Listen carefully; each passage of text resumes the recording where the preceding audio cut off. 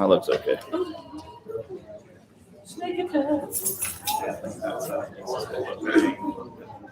Yep.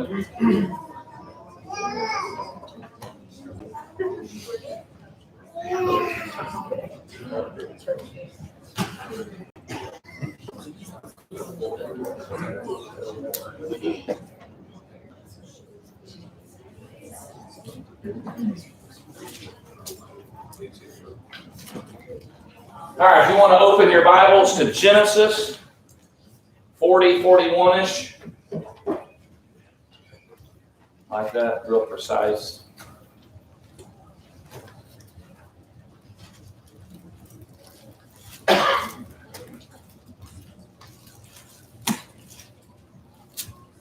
Mr. Oster, I'm going to make a motion. I need you to second it. I'm invoking a motion that who is ever in attendance today has to commit to moving here within 6 months' time.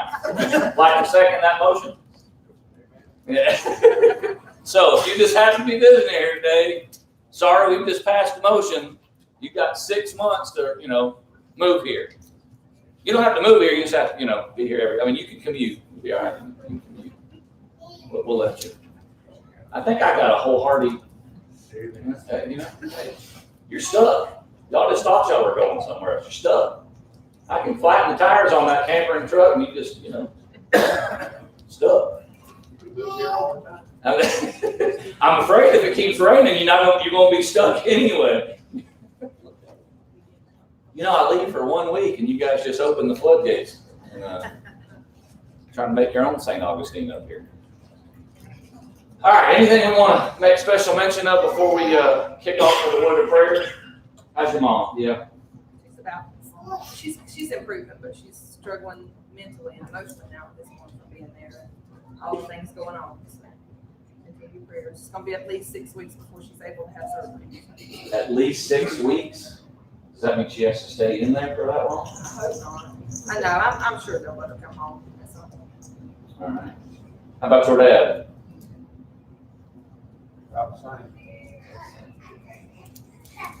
It's tough. It's tough when you got both. And Miss, y'all pray for Miss Mary. Just kind of, it wears on you. Being sick long term, it wears on you. And I'm saying that not. I can't empathize. I can sympathize, but I don't have that empathy.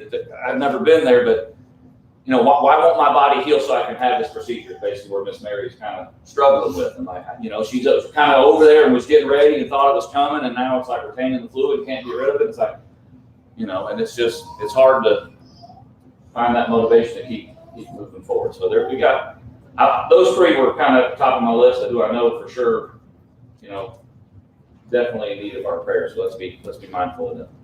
Anything else we want to make mention of before we? I'd also like if you guys would print out your meal plan for this afternoon. That way I can pick where I want to drop by this afternoon. If you could tell me times, I might coordinate where I could get like a 2-fer or 3-fer. So before you leave, family, submit a meal plan for the afternoon, and then I will evaluate where I choose to go after that. All right? Where's Tyler at? I'm Tyler, right? Yeah, make sure you collect those. All right. Before we get rolling. Kevin, can I pick on you? Kick us off with a word of prayer. Lord, we humbly bow before you this morning. We thank you for this day. Thank you for the rain that you sent. Thank you for the sunshine, the creation that reminds us of you, your power, your vision, your plan for each of us. We're thankful for this place we have to come and worship. And at this time, as we prepare to break up in your word and study it, we ask that you would open our minds, open our hearts, and let us take in your word, soak it in, and let us each apply it to our lives as we have need. We ask a special prayer for those that were mentioned that are sick. Be with each one of them and comfort them as only you can. We continue to remember the Thompson family as they're mourning the loss of a loved one. Be with Dan as he prepared his notes from your word, and that he can teach us what we need to learn, each and every one of us. Be with us as a congregation as we continue to grow. In Jesus' name we pray. Amen.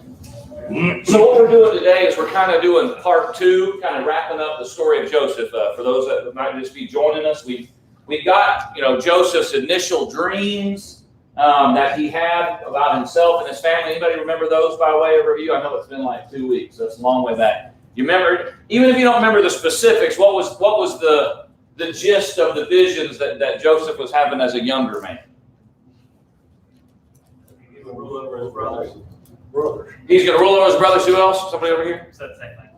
Yeah, I mean, and hey guys, I had this really neat dream, and you guys are all bowing down to me. Isn't that cool? Wow. And has that a couple times, so they decide what? We're going to get rid of you. First plan, come out of the gates, they're mad, was we're going to kill him. Do you remember which tribe member comes up, which brother comes up with the idea to do something different? Reuben is the one that kind of comes up with a plan to divert it. We'll do this, and then who comes up with the plan to where he ends up? Remember which? Judah has the plan to sell him off, and so we got him all the way to this Potiphar's house.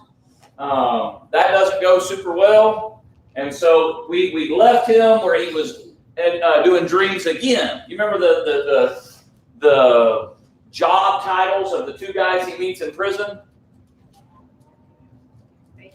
We got a baker and a cupbearer, and they both have dreams. One of them has a really favorable dream, and the other guy's like, hey, I'd like to hear mine too. Hey, 3 days you're short. Cool, what's mine? Well, in 3 days, you're losing your noggin.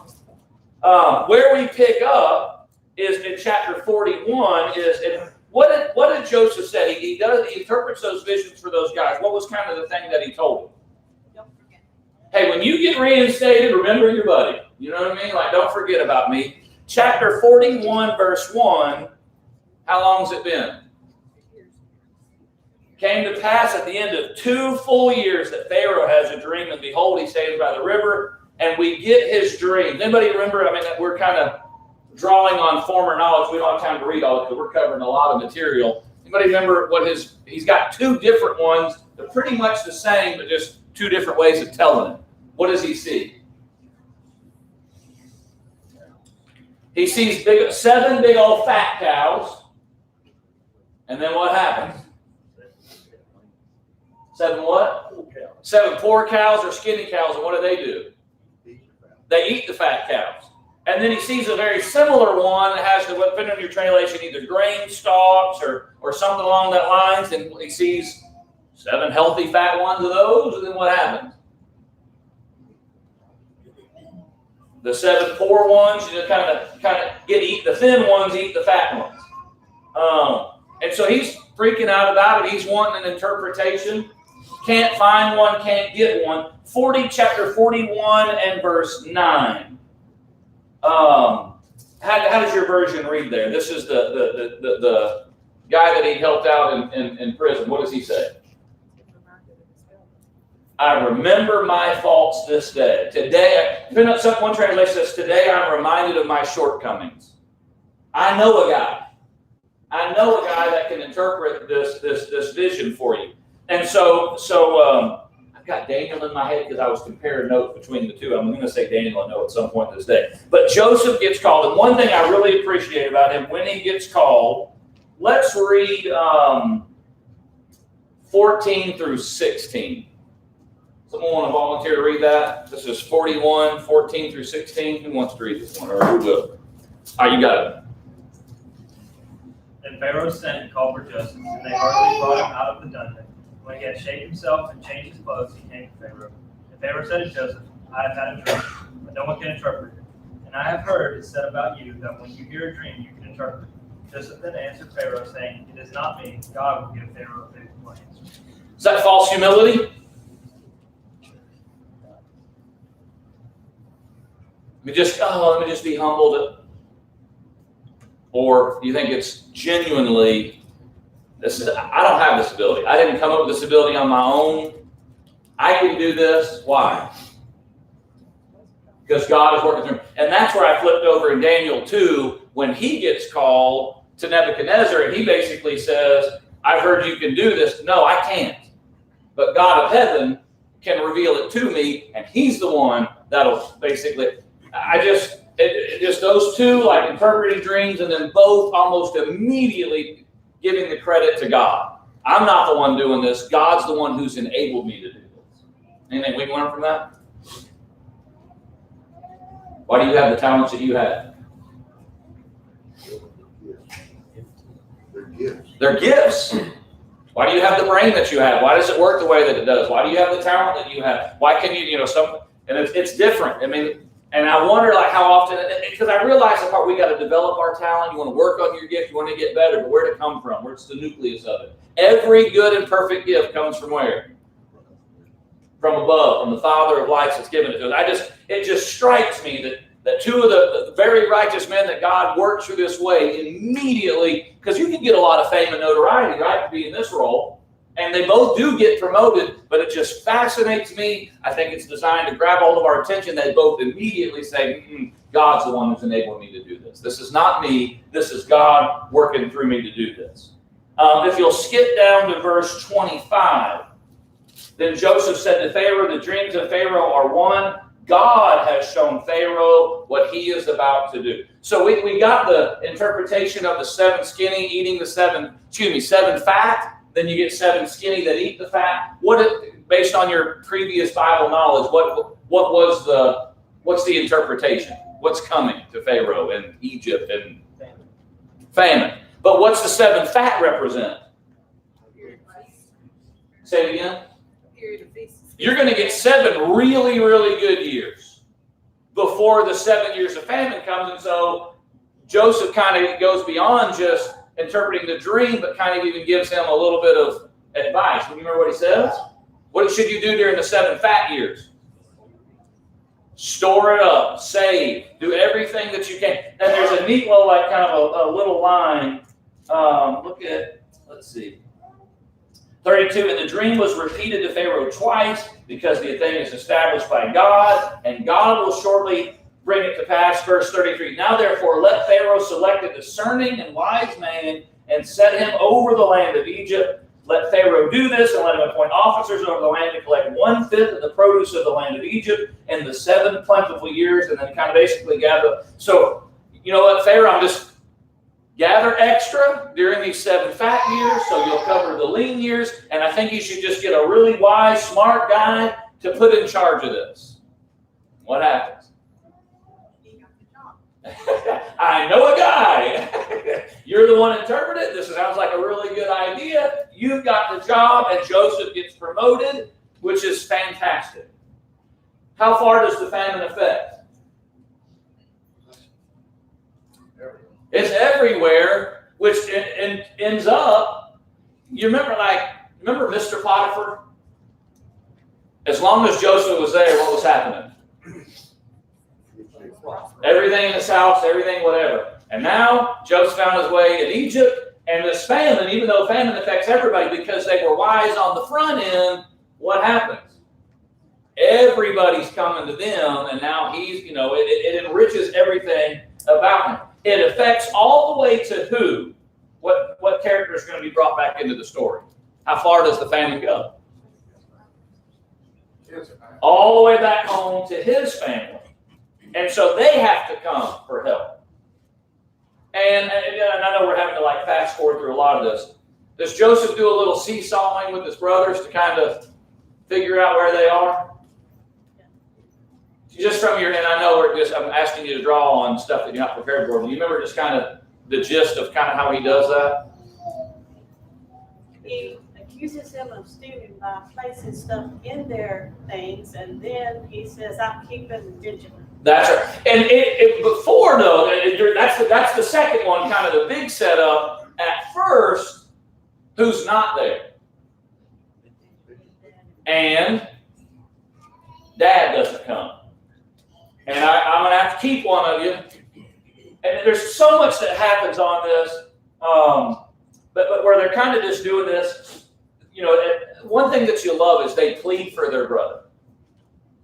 It goes from ready to sell off the favored child to them now defending And they even feel remorse where they did. Look, if you would, at 42, verse 21.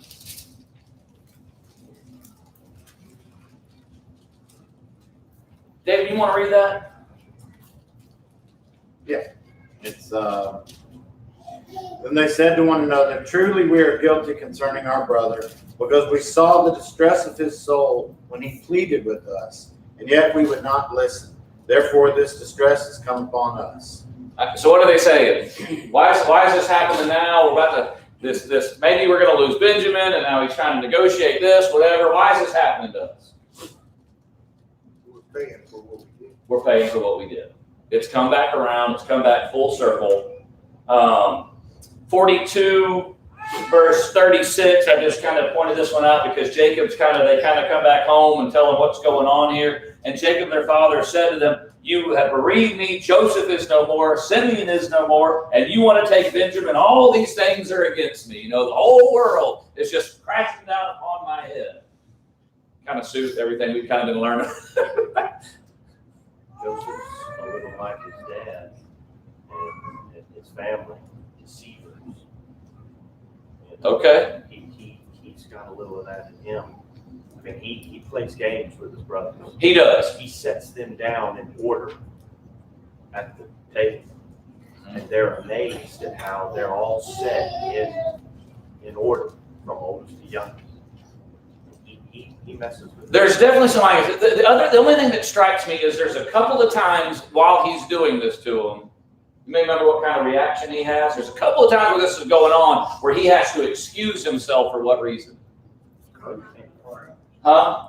He weeps bitterly. There's a couple of different times where it's just, you know, he sees them, he's kind of processing all this, and he has to kind of excuse himself, and he weeps bitterly over seeing them, over kind of engaging with them. It touches him when they're pleading for Ben, when they find. One thing that you kind of love about Judah kind of changing, and when basically they're telling Dad, we have to bring Benjamin back, and basically Judah kind of goes to bat in verse 8. This is 43, verse 8. Judah said to Israel, his father, send the lad with me, and we will arise and go, that we may live and not die, both we and you, and also our little ones. I myself will be surety for him. From my hand you shall require him. If I do not bring him back to you and set him before you, then let me bear it. I mean, it's almost like I am taking full responsibility. He's the one that came up with the idea, let's sell him and get him out of here. And now he's kind of switched up the, Dad, I'll take full responsibility for the well-being of my brother. When Joseph arranges for the silver cup in his backpack, and now, oh, your brother's going to have to stay with me. Look at 44, verse 30. This is kind of, I'm kind of, just for the sake of time, I have to hit some high spot. Now, therefore, this is 44, verse 30. Now, therefore, when I come to your servant, my father, and the lad is not with us, since his life is bound up in the lad's life, it will happen when he sees that the lad is not with us, that he will die. So your servants will bring down the gray hair of your servant, our father, will start with. In other words, if we don't bring Benjamin back, what? It's going to kill our dad. And so you see this just now brotherly love, now brotherly concern, and this family, whatever. Basically, we can't go back. Verse 34, for how shall I go up to my father if the lad is not with me, lest perhaps I see the evil that would come upon my father? And then 45, verse 1, this scene of them begging and pleading for their brother. How does your translation read? 45, verse 1.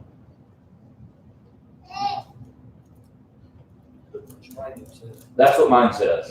He can restrain himself no longer. He makes everybody leave the room. Why? Because he's about to have an emotional moment with his family. Verse 2, and he wept aloud. Loud enough, verse 2 says, the Egyptians in the house of, this is serious emotion and boo-hoo. Rightly so. This has been a lifetime of, imagine all the thoughts while you're literally getting toted off and seeing your brothers that just sold you off getting smaller and smaller, having no idea what your future is, while you're riding off into who knows where. Then you end up in Potiphar's house, and thanks to God working through you, you start to, life's kind of getting back to the good, and then Miss Potiphar does what she wants to do, and now you're in prison. Imagine being in prison at least 2 years. At least, it's 2 years since the guy forgot about him. I don't know that we know how much time he was in there before then when he's interpreted the dream. He comes to prominence where the jail keeper kind of puts him in charge. But still, imagine the day sitting in prison about, how did I end up here?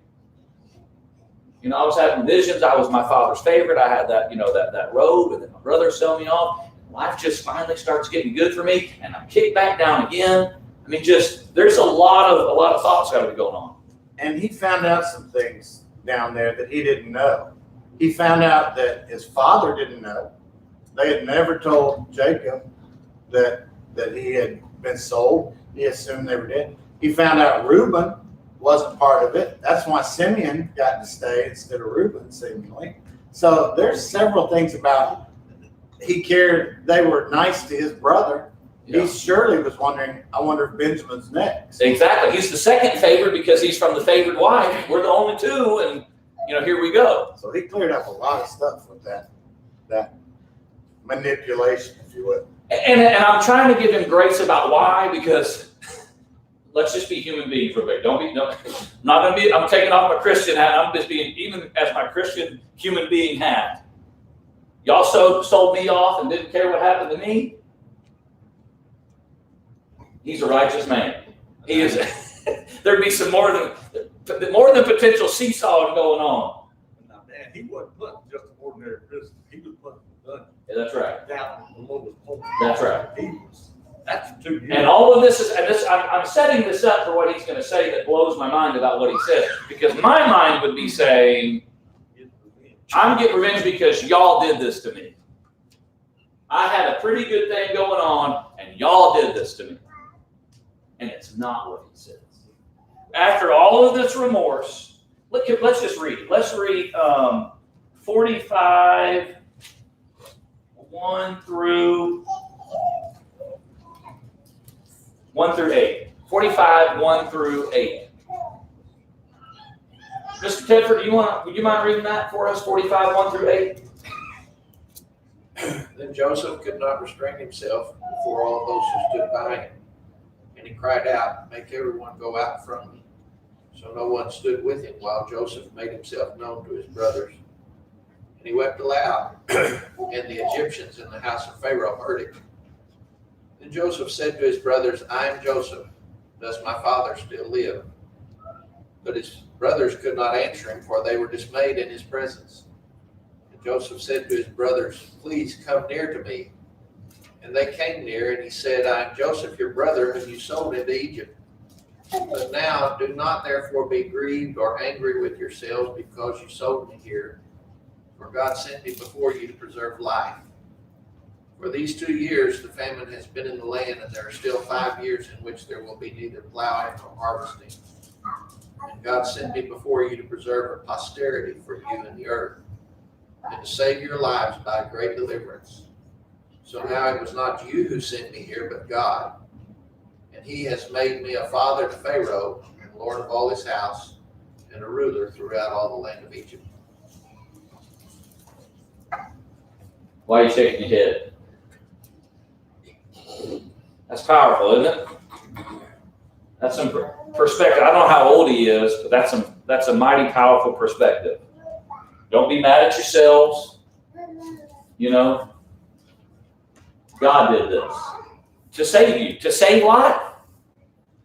And I mean, we can take a hard detour here and talk about providence of God, activity of God. Did the brothers do by their own free will what they wanted to do? Were they acting thinking, God's good? No, they were doing and yet God used it to get his will done. A lot could be chewed on with that. Joseph's perspective is, God did this. In fact, later on, and just kind of keep a finger here, but go over to chapter 50. As his dad is passing away, it's almost like he tells Joseph, "Don't harm your brothers." Almost thinking like, kind of like, remember the Jacob and Esau thing?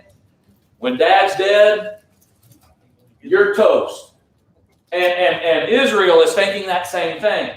Joseph, when I pass, don't take it out on your brothers. And one more time in Genesis 50, look at 15 through, let's do 15 through 20. Miss Carol, do you mind reading that? This is Genesis 50, 15 through 20. Joseph's brothers saw that their father was dead. They said, perhaps Joseph will hate us and may actually repay us for all the evil which we did to him. So they sent messengers to Joseph, saying, before your father died, he commanded, saying, thus you shall say to Joseph, I beg you, please forgive the trespass of your brothers and their sin, for they did evil to you. Now please forgive the trespass of the servants of the God of your father. And Joseph wept when they spoke to him. Then his brothers also went and fell down before his face, and they said, behold, we are your servants. Joseph said to them, do not be afraid, for am I in the place of God? But as for you, you meant evil against me, but God meant it for good, in order to bring it about as it is this day to save many people alive. So this is even that, you can kind of maybe in the moment, emotion, this is even like, because Dad was a little bit worried about it and even told him, hey, you just go remind your brother of this. And he says it one more time. This is a little bit after Dad is gone. And one more time, what does he say? You meant it for evil, but God meant it for good. And this is how he saved a lot of people. Yes, sir. Well, when you go back to the New Testament, it says all things work out for good to those that love the Lord. That's right. And this is God using his will to work that out. And so they meant it for evil. And they did mean it for evil. There's no question. They meant evil harm to their brother. We're getting him out of here because of our jealousy and rage. You're out of here. But God used that for his good. And in doing so, allowed everybody to be saved. I wonder if they remember back to the dreams that he had. I mean, Yeah. he told them a long time ago this was going to happen. And just so that all the what ifs. Did he explain, hey, because one of the questions that have to come to my mind after we kind of get over the inertial is like, how in the world did you wind up here? Like we sold you off and now you're like second man in charge of everything. How did this happen? And it had to be like, well, let me tell you a story.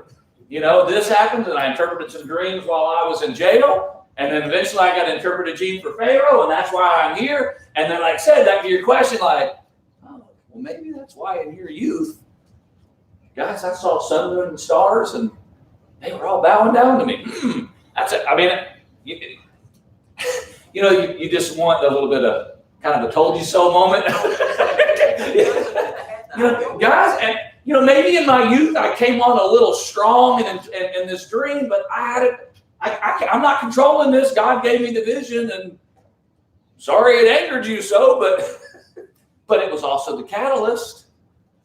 It was the catalyst to lead to their irritation, to lead to them to sell him, which, you know what I mean? So all of that's that's where like the whittling on God's end of the stick about why things happen the way they do. But God, it's his will, it's his story, history is his story, and him arranging all of this to save all of the people. Joseph's perspective, you meant it for evil, God meant it for good. Let one man suffer all of this so everybody else can be saved. You see where we're headed? Let one man suffer so everybody can be saved. Where are we headed?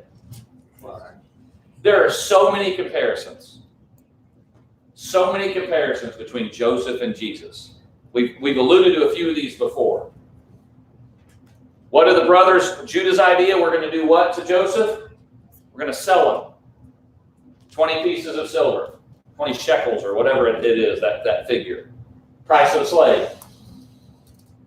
Judas, not Judah, but Judas, you think there's some wordplay going on? Does what with Jesus? Sold him. 30, and it's not inflation. The amount may be different, the intent was the same. What was the purpose of 30 pieces of silver in that day? It's the price of a slave. The amount's different, but the intent was the same. Judas and Judah selling him for the price of a slave. Foreshadowing, right? Gets sold off, but then it kind of reminds me that Joseph and Jesus both grew in wisdom and stature and favor with God and men, Luke 2:52. Does Joseph kind of grow in wisdom and stature and favor? And so you get things are going pretty well, and then you get on top, and what happens? I'm in favor of my father, boom. Doing really well in Potiphar's house, then boom. Jesus grew in wisdom and stature and favor. He's going around, he's teaching. The multitudes are following him, and jealousy arises. Him calling out the Pharisees and Sadducees for their ways. And now he ends up in jail and slapped around and crucified on a cross. But God redeems Joseph, and God redeems Jesus Christ. In a sense, they're both raised from a pit. Right? Joseph twice, literally in a pit, and then pulled out to be sold off, and then thrown in the bottom of the dungeon. And then, thanks to the activity of God that he alludes to, he gets to rise up out of that. Well, does Jesus go down to a pit? To an abyss? But you won't abandon my soul there? And God raises him up. In Genesis 41:46, you'll find out that Joseph was 30 years old when he enters service for Pharaoh. Wonder if that's a little wink, wink, nod, nod. What would that have to do with Jesus? He was 30 when he started. So are you seeing all these little just kind of like winks of, foreshadowing? And then you got one man having an awful life in a lot of ways. In a lot of ways, you meant it for evil, but God meant it for good. How would you apply that to the Jews and the Romans of Jesus' time? Did they mean it for evil? What was their motivation? Jealous. Huh? They were jealous of Jesus. Absolutely. Jealous. There's a couple, this guy has to die. He raises Lazarus. I mean, the guy is dead 4 days, and a lot of people go, wow, and another group of people says, instead of wow, it's we have to kill him now. We can't have a guy doing this around here, exposing us, whatever. They plotted all, we got to get rid of this guy. And they do, they succeed. They meant it for evil. But God meant, who's in charge? I mean, this is where you go back to this providence. As you go to Acts 2 and 24. Look at Acts 2:24. Anybody know what's going on in Acts 2? What do you know about Acts 2? Huh? Day of Pentecost. Day of Pentecost. What's going on in the background of Pentecost?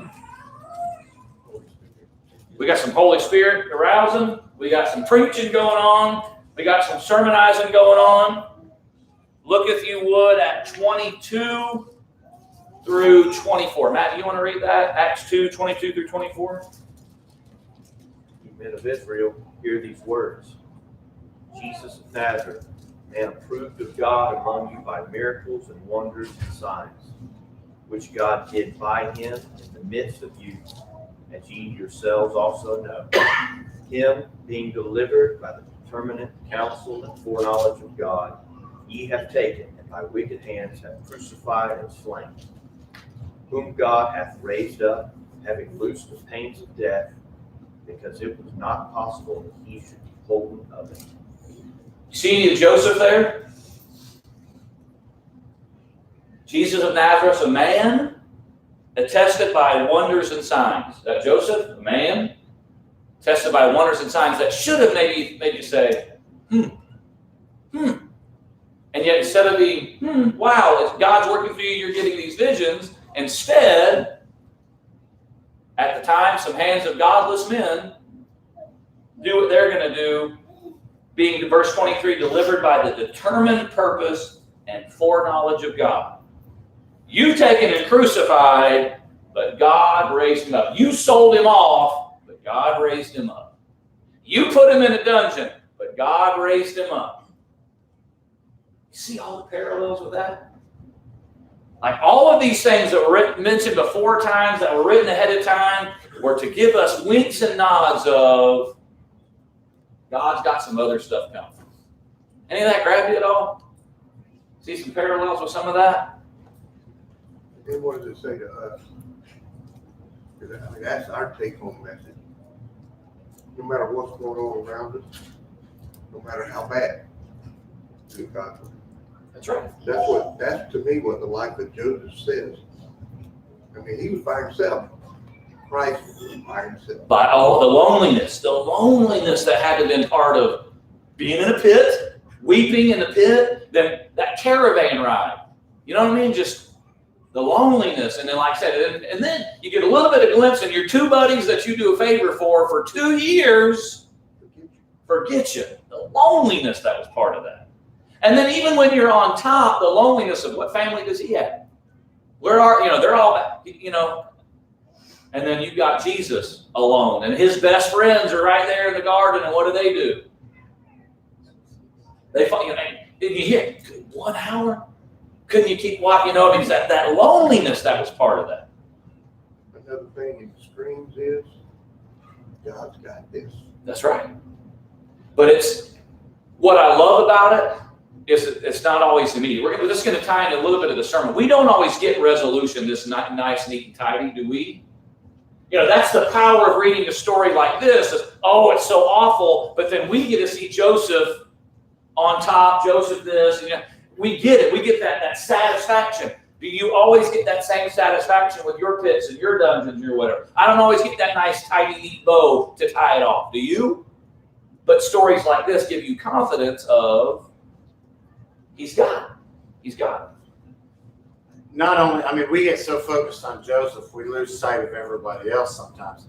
The fact is, these men had no right whatsoever to expect any mercy, any justice, any kind of provision for themselves.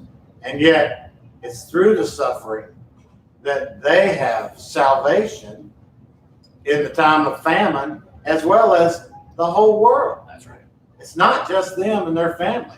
It's about everybody. That's right. The bigger picture. And like I said, I don't want to take away from Joseph's righteousness of him saying, y'all men, I love that, but what expectation, what right did they have to anything? How easy, how even just would it have been to say, y'all wanted me dead? You get what you wanted. I'm dead to you. You wanted me dead? I'm dead to you. I don't owe you nothing. That's just. It's not a little bit. That's not what he does. If God was purely just, what one of us would have salvation? If God was absolutely, and he is, only thanks to the sacrifice of Jesus Christ, can any of us be saved? Because what we all deserve is what? The wages of sin is death, and we've all garnered wages. But thanks to the sacrifice, putting him to death in our place. So like I said, it's big picture. Big picture. Anywhere else that your brains go with anything. It's good stuff. What he told Pharaoh about, it's not me, it's God. Joseph, he had an insight on your lesson 2 weeks ago about the faithfulness of God. And We're going back there this morning, so I'm glad you brought it back up. well, in the chorus, it's all I have need of, thy hand hath provided. That's the thing that Joseph realized that a lot of people in life don't see that. When you're What I need. Well, you're 2 years in prison. That's a long time. You need to wait. The Lord will give you what you need. You just need to wait. But I want it now. Amen. So that's when you start to forget those things. Like everything that I am and I have, the Lord provides it. And kind of on this day, it's fitting. On this day, what we've been blessed with in this country, it's not because, it just happened. It's because it's what God gave us. That's right. So we have to remember that continually. If it's not going the way we want to, just wait. Just be patient. The Lord provides everything that we need. Man, I think that's the essence to a lot of these stories. Women praying for children. And it says, in the process of time, God finally gives her, how long is the process of time? It's just That whole, the waiting on the Lord, and waiting is not a passive thing. You know, we read from Isaiah 40 not too long ago about those who wait on, learning that lesson of, I want my money and I want it now. You know, Jay-Z Wentworth, y'all got that commercial? I want my money and I want my salvation. I want it now. I want my freedom. I want my crown and I want it now.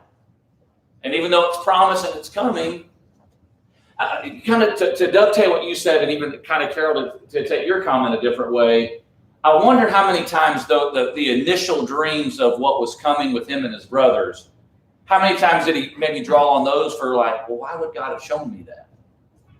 You know, if he understood, because the brothers clearly understood what that meant. We're going to eventually bow down to you one day. I wonder if that was a source of strength of, well, that was the first vision I had. And then God working through these visions and stuff coming to pass. I wonder if that could have been a source of strength of maybe that. All of that's a catalyst. Those initial dreams is the catalyst to arouse the brothers' jealousy. But those initial dreams may have been the life source for Joseph to never lose hope, knowing God's given me a promise and I'm holding on to it. Has God given us a promise? So hold on to it. You've been promised. You've been promised an inheritance with him. A kingdom that can't be shaken. See his face.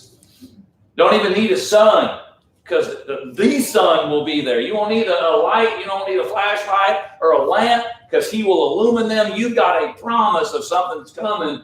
Hold on to it. And that'll get you through the pits. That'll get you through the prisons and the dungeons. And then the housewives, you know, lying about you and deceiving you, and your brothers turning on you, whatever. Hold on to those promises. Because somehow this young man keeps his faith all the way through and is given glory to. Even when he's tempted by Miss Potiphar, what does he say? How can I do this evil? And he's got that God perspective the whole time. The whole time. He never has possibly every reason to give up on life, to give up on God, to give up on hope, and he holds on to it. And he's reflecting God, he's giving glory to God. When he doesn't have, I can't do this, God does it. Why should I sin against God? You guys meant it for evil, God did it to save everybody. He keeps that God perspective through all of it. And that, I hope, empowers you to say you can do the same. Bible characters aren't superheroes. They're not magnificent, whatever. Kind of like it said about Elijah, he was a man with a nature just like ours. They're common men with possibly an uncommon faith, and you've got to see that same potential in us. That when I'm in my pit and I'm in my dungeon, you know what? I can be a Joseph, and God can work through me, and I can hold on to my faith. Joseph was great because he allowed himself to be used by God to work God's will. And so no matter what, there is a lady sitting in this audience that one of the stories that absolutely blew me away when she was in the hospital a couple of years ago. And suffering whatever and hurting whatever and couldn't even take pain medications for whatever. And possibly God brought me here so I could talk to you, and was ministering to a nurse that was taking care of her and saying, maybe God allowed this to happen so I can minister to her. She's sitting back over there in that corner over there. That's the perspective. I don't know why bad things happen to us. Whether it's Satan or my own decisions or somebody else, but God can use it for good. And if I'll keep that perspective and just allow God to work through me as a vessel, no matter what comes to us, I can let his glory be seen in me. Even in my suffering, God can be glorified. And then if he, by his will, chooses to bring me out of it, then when I'm shouting his name from the rooftops for my deliverance and my salvation and my healing, then he's glorified a second time.